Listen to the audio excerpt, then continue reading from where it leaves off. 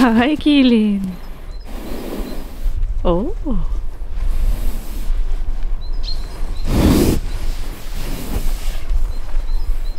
Hi and welcome to this vlog.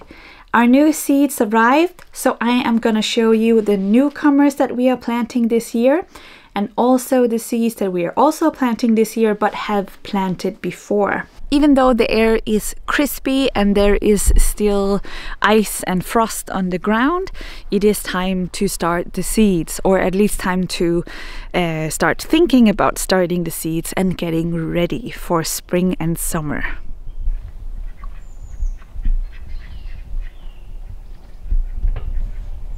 I'm also going to show you the seeds that we store ourselves, and not showing up in this collection is all the perennial plants that overwinter outside, and that is plants like potato and sunchoke and strawberry, and for the flowers that is the aster and the black-eyed Susans and so on. So starting from the top here, I'm gonna show you a seed that we were particularly happy for last year, and that is peas. So we were extremely happy with the peas last year, and that is because not only that they taste good, of course, but when the plants themselves are done with producing the pea pods, we can feed them directly to the goats, and they really like that. So the different varieties we have here is marrow pea, so just the regular pea that you open the pod and you take out the peas. But also we found that we really like sugar snaps. So we do have sugar snaps here as well. And I don't know why they don't tell you, or why they don't sell them in the store, but sugar snaps, the ones that at least we can buy here in Sweden, are like these thin pods with hardly a pea in them. And that is so far from the truth, because sugar snaps, they keep on growing. The pea inside the pod, they grow exactly as big as the regular pea, but they taste just so much better. And the whole thing is just crunchy and very delicious. So we really appreciate the sugar snaps. And as you can tell, all of these are peas. So we are counting on sowing a whole lot of peas.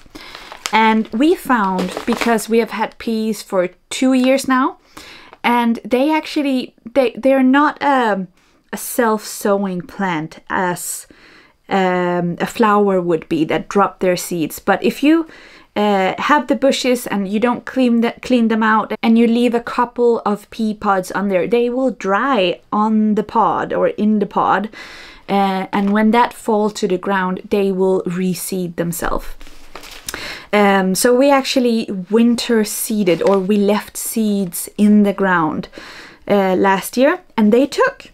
We haven't done it this year yet, but we're thinking about putting the seeds out already. We're gonna plant them alongside our fence. So we're just gonna put down some well-burned manure and put the seeds in the ground, and they will sprawl on the fence.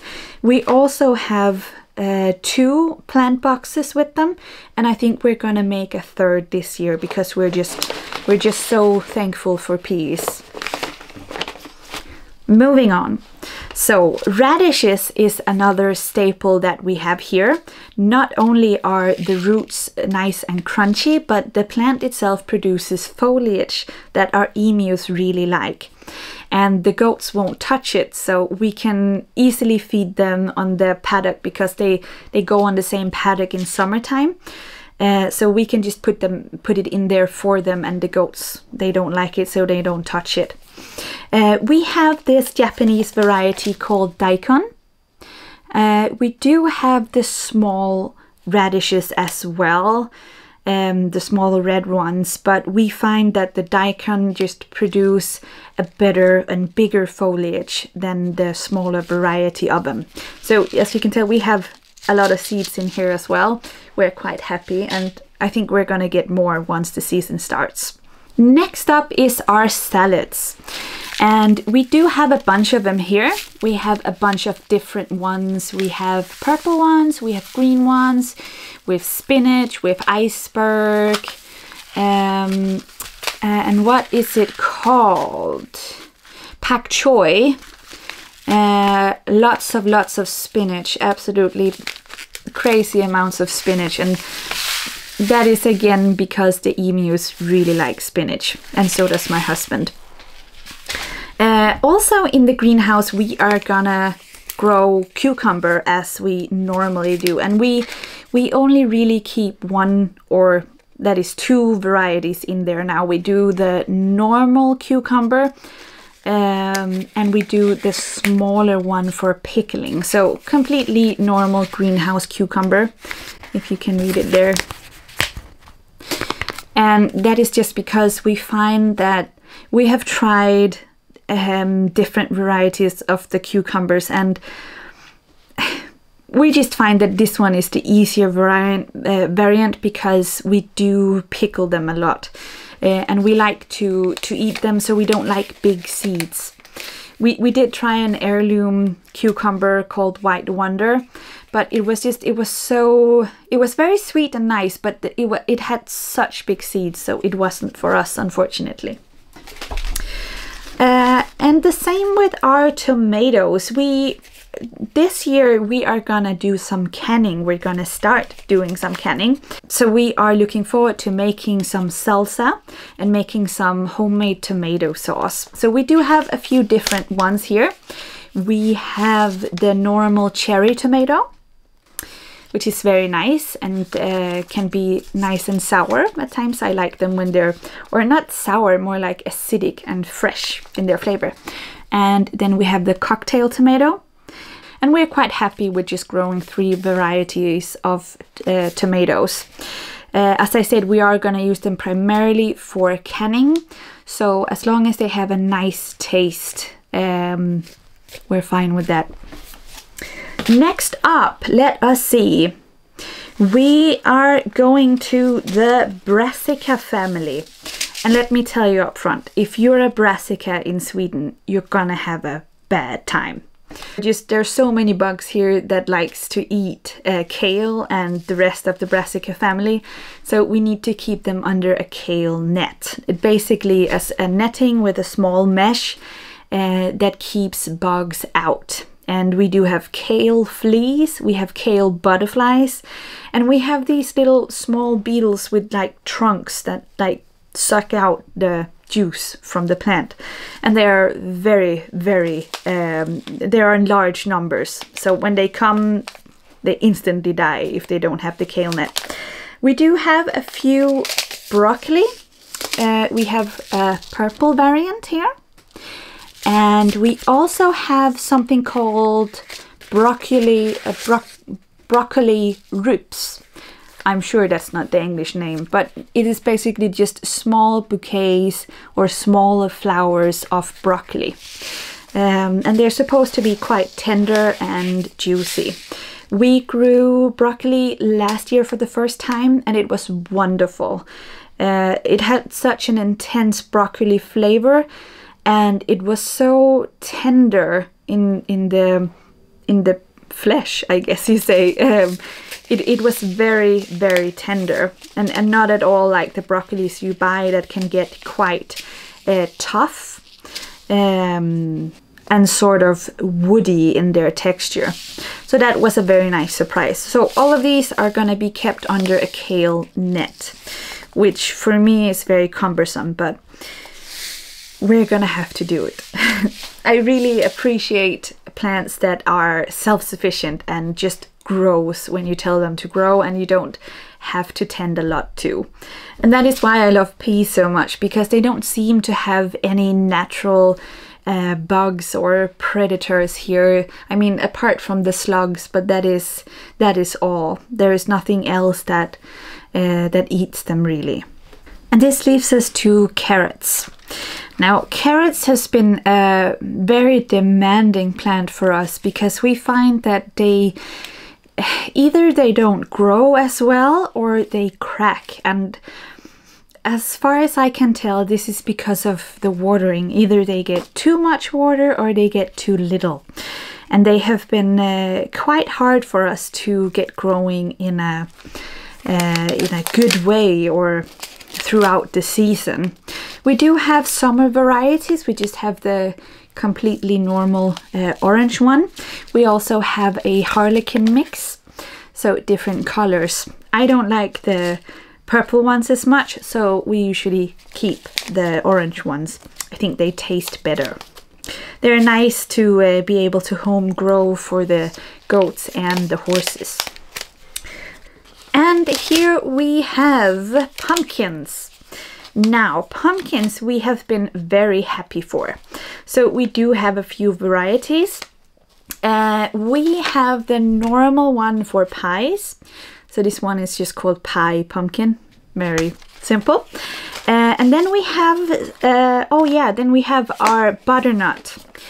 And we're quite happy about butternuts because we use them in soups and we find that they're very delicious.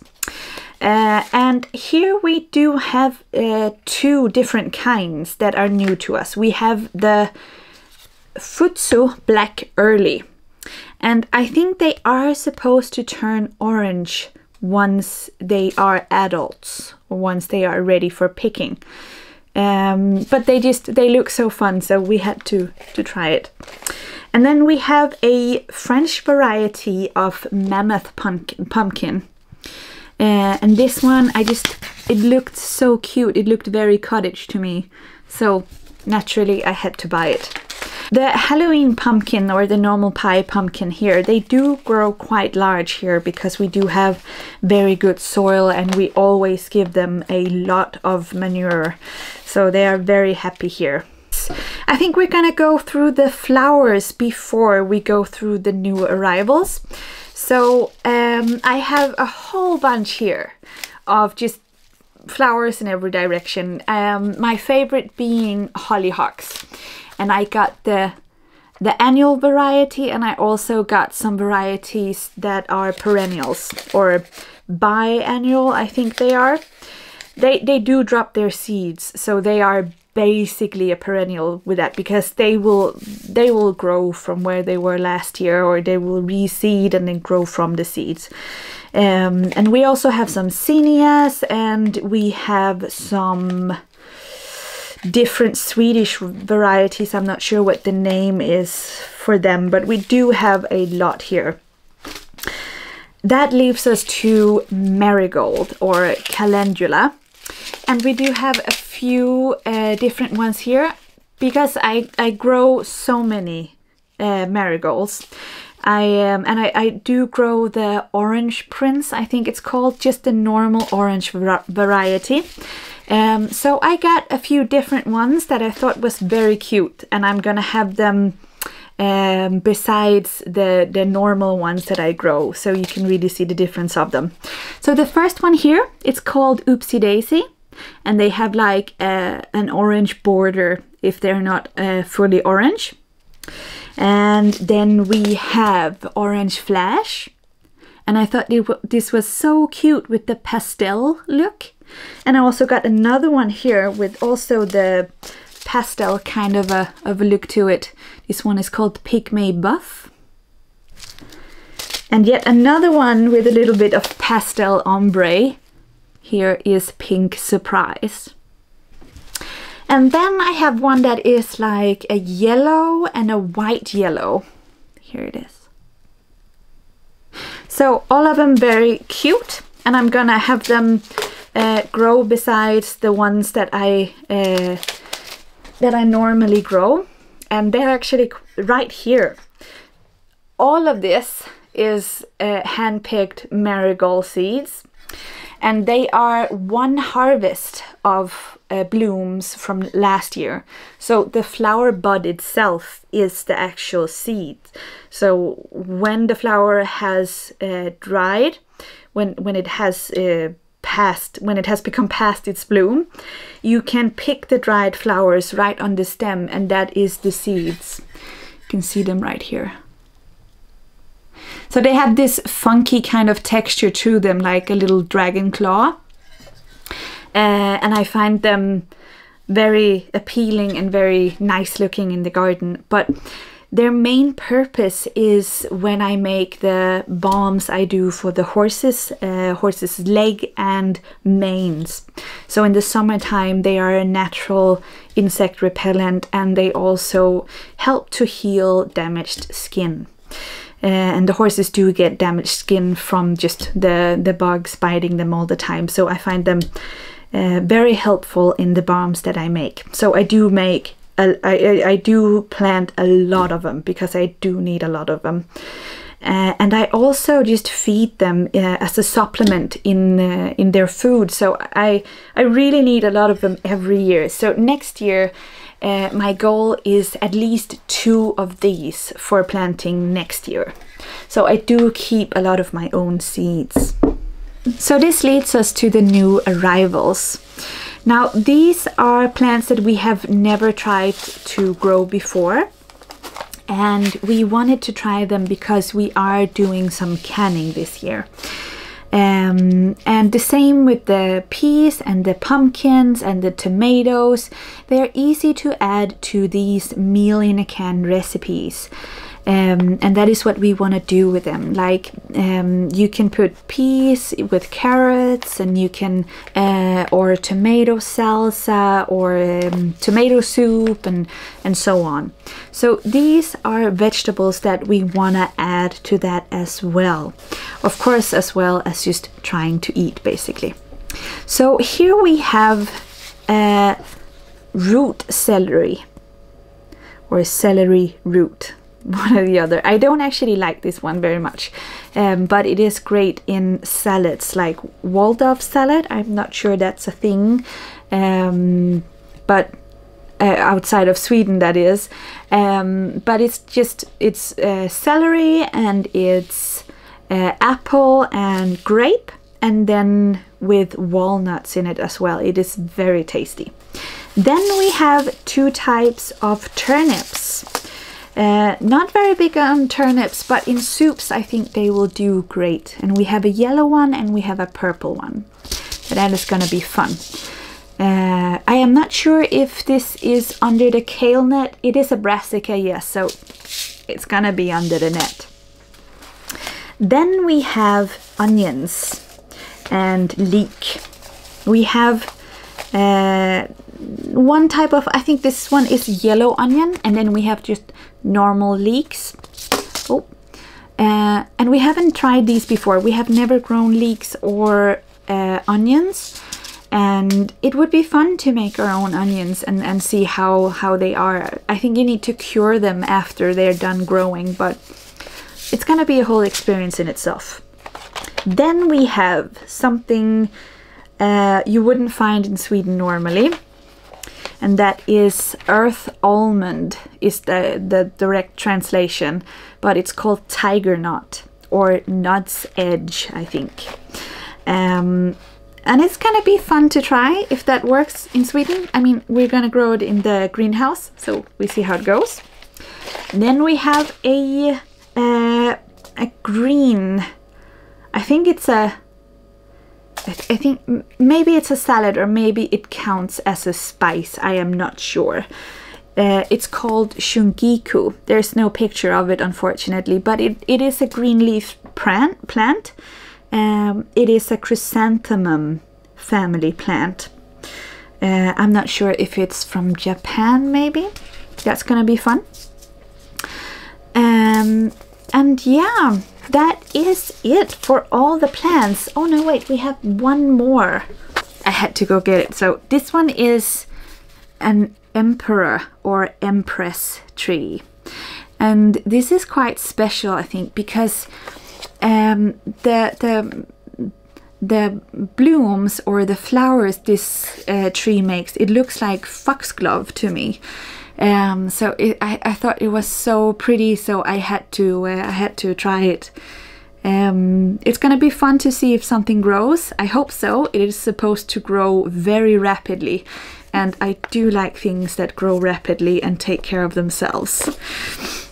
Also overwintering outside is all of the berry bushes and the apple trees and the elderberry trees as well. Those are big producers here, so those are not to be forgotten.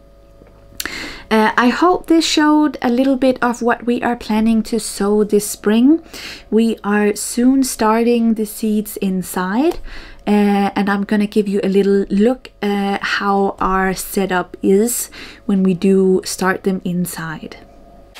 Behind me here we have the soil that we prepare each year for the coming year for being used in the garden. I will show you a little bit more about how we prepare this in a later video. But as I was about to get the soil up for the little new plants and seeds, well, it is frozen solid. So we're not going to get any soil today. We're going to have to wait until it thaws. So right here we have this very basic setup. We have like a very rickety table, and above it we have a LED. Just a very basic flat one here on top of it. The important part is that the LED is daylight, so it has all the different light spectrums that the plants need to grow. And right here we have just some basic IKEA, I think it's like covers for wet shoes that you have in the hallway, just very simple ones. And here we have our little plant boxes that we're gonna plant them in, and all our seeds. And this is the princess tree or empress tree that I've planted, and I hope it goes well. And here you can see the LED in action. A lot of light. Very basic, but that's all they need to grow. And then when they're big enough, they are planted outside or set outside in the greenhouse. So that stays a little warmer until they are to be put out in the garden. I'm sitting here in our greenhouse, and I just want to leave you with an idea that I hope will take root. So all of these plants that we are planting by seed are mostly annual. We do have a lot of berry bushes ourselves, but we do not plant anything that we can forage in nature.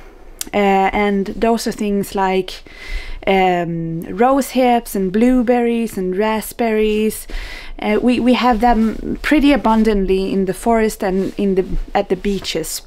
Now we do actually have some rose hips at home, but that is to have a steady supply for our parrots, because they really like them.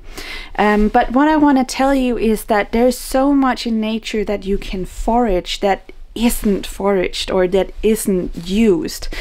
We do have a lot of naturally occurring or naturally growing fireweed as well, just along the fence line here, and we try and pick them every year because they're just so good and nourishing.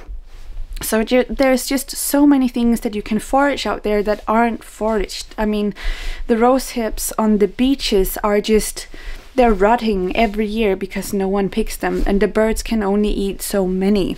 So there's just a lot of unused supply out there, and I think that it is very sad to see that it's not used as much, and we're gonna try and pick even more this year, because we just think that it is such a nice way of getting foraged greens and foraged fruits and berries and such. So I hope that maybe some of you are gonna try it, and if you have something that you like to forage where you live, don't hesitate to write me, because I might not know it and I might be very interested in knowing. I hope this was an informative video about what direction we are going in with the flower seeds and the vegetable seeds. We are soon starting them inside, and we are very much looking forward to that.